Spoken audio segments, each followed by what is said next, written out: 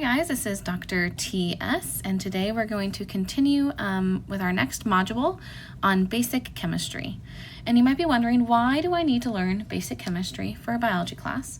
And that is because chemistry is foundational to our understanding of biology. And so this module is really to help you understand some core concepts in chemistry, like electron behavior and how chemical bonds form, in order to understand some really essential biological concepts later in the semester. So today's specific lecture is going to be on atoms in a periodic table. So this is really just kind of an overview on what is an atom, how do we classify atoms and elements, and how does this fit into the greater periodic table, before we kind of dive into more specifics in the next couple of lectures. So in our first lecture for the entire class, we talked about what is life, like how do we classify what a living thing is, and that also boils down to what is life made out of? What are we made out of? What are all creatures on this planet made out of? And we say that all life forms are made of matter. Matter is defined simply as anything that has mass that can take up space. So anything with mass. So this can be a gas, this can be a liquid, this can be a solid. Mass that takes up space. And matter is made up of atoms. Now, atoms are the most basic building blocks of matter. And so although we consider atoms as the most basic building block, we also know that atoms are also made up of stuff. And the stuff that atoms are made up of are going to be really essential for us to know.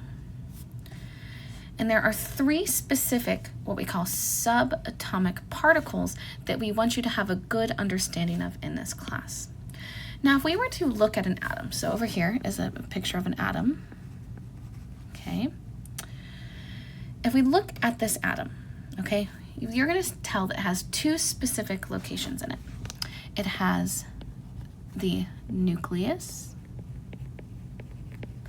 and it has this outer shell that we call the electron cloud.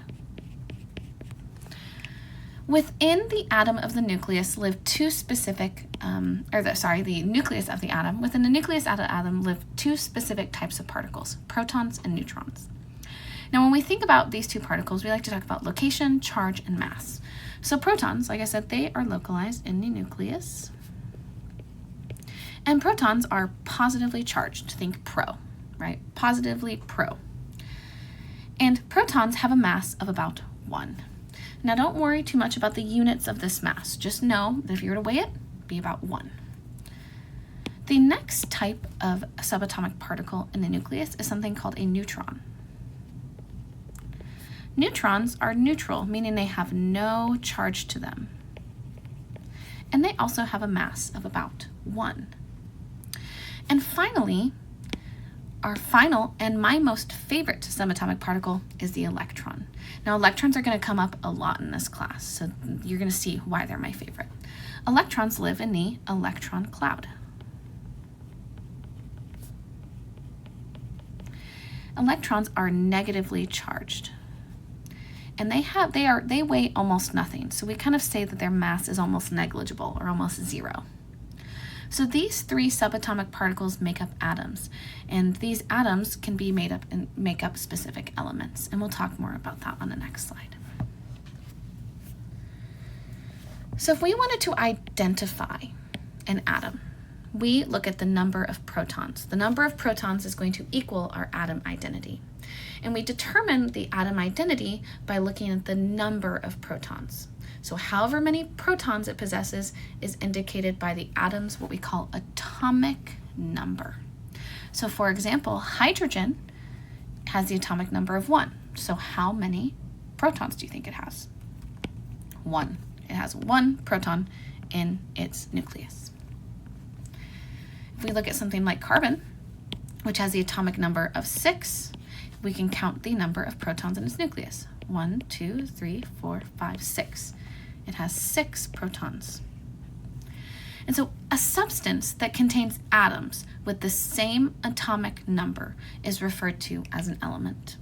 So most elements, right? We think about hydrogen, helium, carbon, nitrogen, lithium, sodium, right? If I had a piece of sodium, then every single one of those atoms is going to have that many protons it has. And so we can recognize these elements by name and abbreviation. So for example, hydrogen often gets abbreviated to H.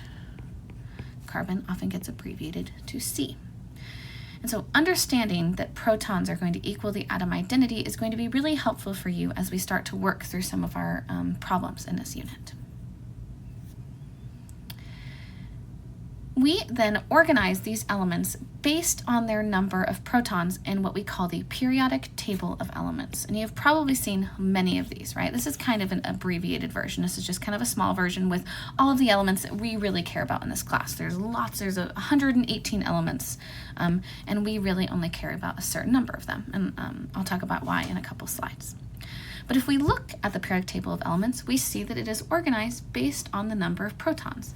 So hydrogen, which has an atomic number of 1, which equals 1 proton, is the very first. Then helium has 2, lithium has 3, beryllium has 4, and so on and so forth. So again, you can look at the atomic number and you know exactly how many protons are found in that atom. You will also see a bottom number, okay? And this bottom number is something we call atomic mass.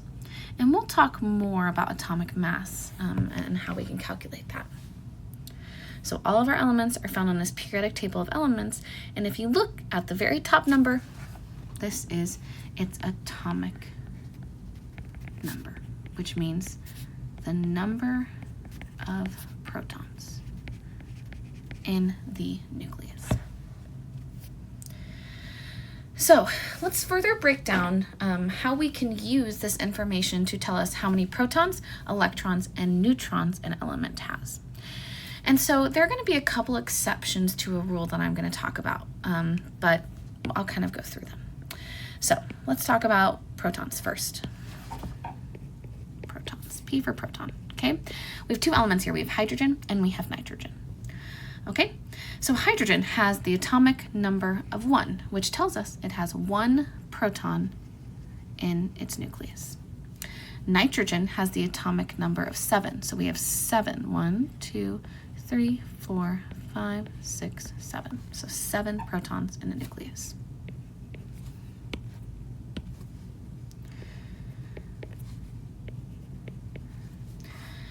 Let's go back to nitrogen again. Now let's talk about how many neutrons there are. So we got the protons, we did that. Let's talk about neutrons. So pretty much, in most cases, the number of neutrons is going to be equal to the number of protons. So if nitrogen has 7 protons, it also has 7 neutrons. 1, 2, 3, 4, 5, 6, 7. Now hydrogen is special. Hydrogen doesn't have any neutrons, okay? It's a special element. Well, hydrogen's a really important element, but it doesn't have any neutrons. It's just kind of an exception to the rule. So we've calculated protons and neutrons. Finally, let's talk about electrons.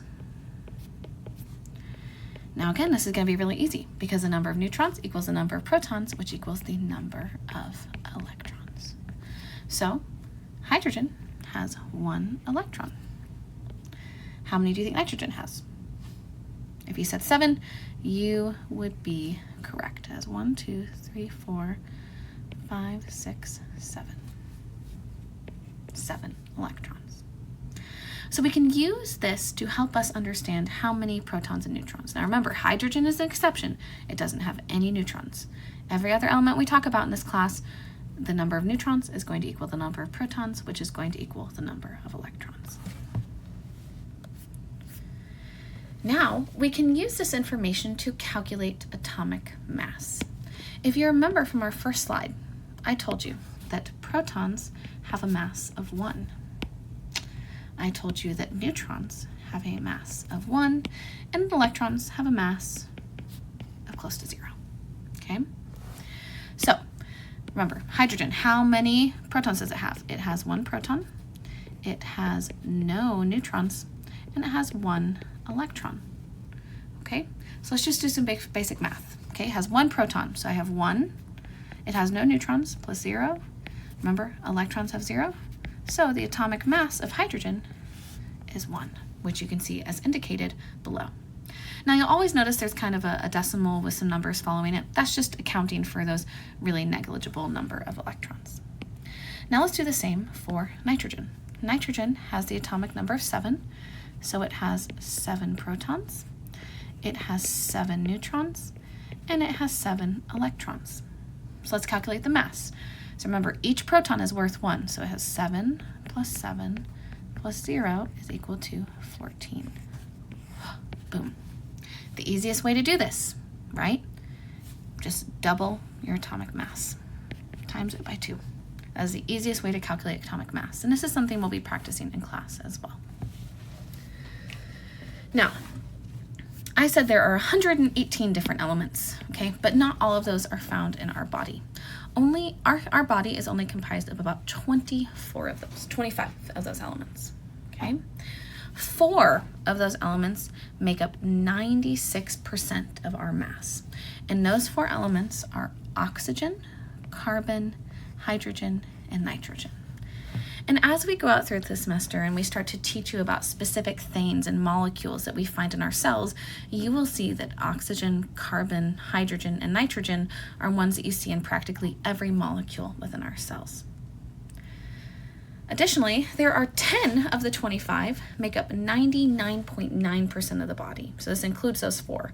So 99.9% of our body is only made up of 10 elements, and those 10 elements are over here. These 10 elements over here are the 10 elements that make up 99.9% of our body mass. The rest, the other 15, we call trace elements. So these make up that 0.1% of our body mass. And this is 15 different elements that all contribute to this. So again, the vast majority of our body is made up of oxygen, carbon, hydrogen, and nitrogen. We have about 6 other elements that are also relatively popular, like calcium, phosphorus, potassium, sodium, and then the other 15 only make up 0.1% of our body mass. So our body is made up of only 25 of these elements, but these all elements are super essential to life, and you will learn and get to see these elements in action in our body. All right, guys, this will be today's little mini lecture, and I will talk to you guys next time about ions and isotopes.